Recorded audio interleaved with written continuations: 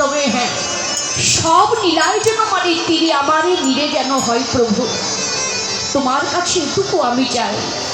সেদিন বলেছিলে মা আজকে আমায় ছেড়ে দে, যেদিন অষ্টসখী সঙ্গে করে নিয়ে তোর বুকের উপর দিয়ে নৌকা বিলাস করব, সেদিন তোর সকল মনোবাঞ্ছা আমি পূর্ণ করব।